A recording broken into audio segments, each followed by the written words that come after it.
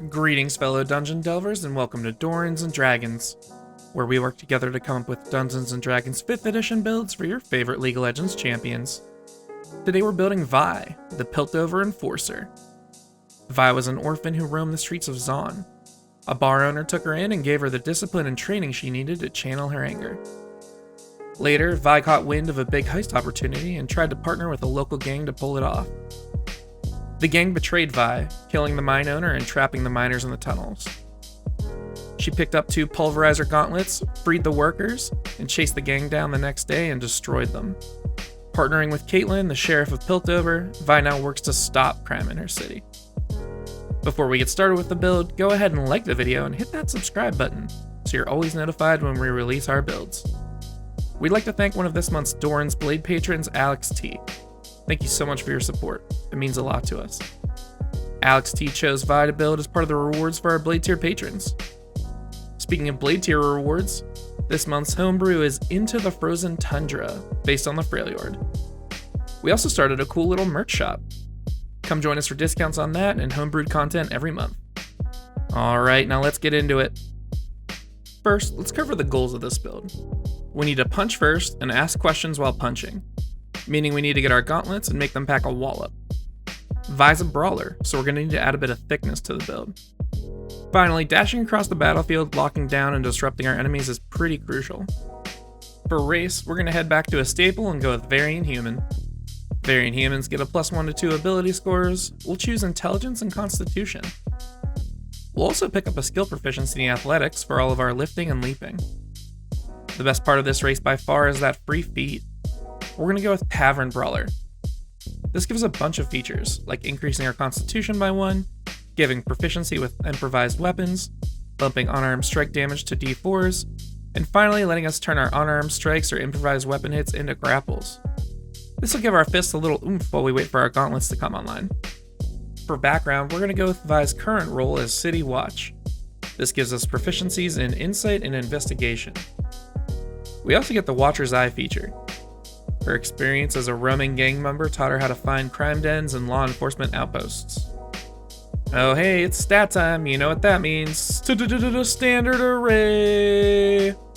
Roll if you'd like, but keep at least a 13 in your intelligence and strength for multi-classing purposes. We'll open with intelligence at a 15. Vi is street smart, and overall, smart. Also, our gauntlets are powered by her intelligence, so yeah. Next we'll take strength. Though she uses those pulverizer gauntlets, Vi is a tough badass even without them. After that, we'll grab charisma. Vi is intimidating and doesn't take crap from anyone else, especially figures of authority.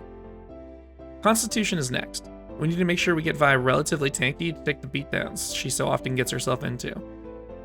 After that, we'll go with our dexterity. It's not a negative initiative or anything, but certainly not ideal. And finally, we'll dump wisdom.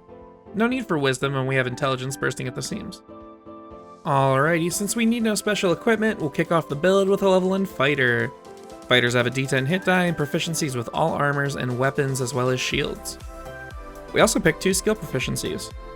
We'll take Intimidation for our mean face and Acrobatics for the crazy flipping of ourselves and our enemies with Assault and Battery. Level 1 fighters also choose their fighting style. We'll go with Defense here, which gives you a +1 to AC while wearing armor. You could also take the unarmed fighting style, which would bump your damage to D8s instead of D4s, but we'll only get to use that for the first few levels, so it may not be worth it. Our final feature is going to be Second Wind. Once per rest, you can use a bonus action to heal 1d10 plus your fighter level. Make sure you use this before any hit die. Time for our quickest multi-classing ever. We're going to grab a few levels in Artificer before swapping back to Fighter. Artificers have a D8 hit die and grant us no new proficiencies. Magical Tinkering allows Artificers to touch a tiny object and have it shed light, emit a recorded message, emit an odor or non-verbal sound, or create a visual effect. Finally, we have level 1 spells and cantrips.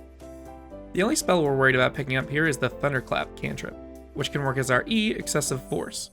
You create a burst of sound, and each creature within 5 feet needs to make a con save or take 1d6 thunder damage. It'd be more accurate if it was in a cone, but hey, still cool. Second level Artificers have the ability to infuse non-magical items with their choice of Artificer Infusions, which are simple upgrades. We'll take 2 Artificer Infusions for Vi. Enhanced Weapon grants +1 to attack and damage rolls made with that weapon. Enhanced Defense gives +1 AC to any armor or shield infused this way. Level 3 Artificers choose their Specialist route. We're going to reach into the Unearthed Arcana for the Armor specialty. I know some of you don't love UA builds, but unfortunately we need to go there sometimes to get the best fit for our characters. We get a few important features with this subclass. Power Armor will allow us to incorporate any suit of heavy armor into our being, making it a focus for our Artificer spells and unable to be removed from us unwillingly. The Guardian Armor model will give us our passive as well as our Pulverizer Gauntlets. The Thunder Gauntlets are 2 armored fists that deal 1d8 thunder damage on hit. Any creature hit has disadvantage on attacks against any creature but you until the start of your next turn. We'll also get our passive, Blast Shield, from the Defensive Field feature. As a bonus action on each turn, you can gain temporary hit points equal to your Artificer level as a shield. Remember that with the Power Armor feature, you'll be able to cast Thunderclap from your gauntlets for excessive force. Alrighty, now that we've got our gauntlets, it's time to head back into Fighter. Second level fighters gain one of the best features in the game, Action Surge. Once per rest, you can push yourself beyond your limits and take 2 full actions in 1 turn. Level 3 fighters choose their martial archetype to focus on and devote themselves to. Vi is going to be a Battlemaster fighter. This gives us a pool of 4d8 superiority die to empower our Battlemaster maneuvers. Battlemaster maneuvers are specialty strikes that are empowered by our superiority die. When we get the Charger feat next level and combine it with the maneuvers we get at this level, we'll have all of our abilities unlocked. Vault Breaker, our Q, will be the combination of Charger and Pushing attack. When you hit a creature, roll the superiority die and add the damage to your total. The creature also has to succeed on a strength save or be knocked back up to 15 feet. Our R, Assault and Battery, is the combination of Charger and Trip attack. You force a strength save again on a hit, adding the superiority die to the damage done. This time though, if the target fails its strength save, it's knocked prone. To roleplay, Vi charges over, picks up the target, and slams them into the dirt, where they don't get back up. Speaking of Charger, 4th level fighters get an ability score improvement at this level. We're going to forgo that obviously for the Charger feat. Anytime you move at least 10 feet in a straight line before you land a hit, you can use this as a bonus action to deal +5 damage to the attack, or push the target back 10 feet. Level 5 fighters gain extra attack. Now you can throw those Thunder Gauntlets twice per attack action, and at level 11 we'll get some Hail of Blades with 3 attacks. 6th level fighters get another ability score improvement. This is a little weird, but since our Thunder Gauntlets use our intelligence, we're going to bump that by 2 points. Smart Vi equals Hit Good Vi. Level 7 fighters unlock Know Your Enemy. A long time on the streets brawling have taught Vi how to observe her opponents and gather more information about them. Your DM can give you 2 characteristics of your choice with a little bit of observation time compared to your own abilities in that area. 8th level fighters gain another ability score improvement. Same drill. We're going to max our intelligence here with 2 more points. Level 9 fighters learn Indomitable. Anytime you fail a saving throw, you can re-roll it, but you have to accept the new result. Right now it recharges on a long rest, but you'll get additional uses in a few levels. 10th level Battlemasters get Improved Combat Superiority, which bumps our d8 superiority dice to d10s. Time to add some oomph to our hits. Level 11 fighters unlock the next stage of extra attack. Now we get 3 attacks per attack action. This is going to be our W Denting Blows. On the 3rd strike, be sure to add a Battlemaster maneuver for that sweet extra damage. 12th level fighters get another ability score improvement. We're going to start angling towards maxing our Constitution with 2 points there. Remember, the Constitution mod applies retroactively to your hit points as it goes up. Level 13 fighters get an additional charge of Indomitable. It can now be used twice per long rest. Remember, you can only use it once per failed save though. 14th level fighters get another ability score improvement. We're going to keep eating our Wheaties and bump our Constitution 2 more points. Gotta start buying those tanky items. Level 15 Battlemasters gain the Relentless ability. Anytime you roll initiative and there's no superiority die available, you regain one. Remember, superiority die recharge on a short rest. Don't sit on these. They add a significant amount of damage to any encounter they're in. 16th level fighters gain the final ability score improvement of the build.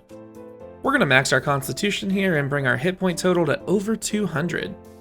which isn't over 9,000 or anything, but hey, a meme reference is a meme reference, am I right? Our final level in Fighter gives us additional charges and 2 other awesome fighter features. We can now action surge twice per rest, but not during the same turn. We can also weather the storm with Indomitable 3 times per long rest instead of just 2.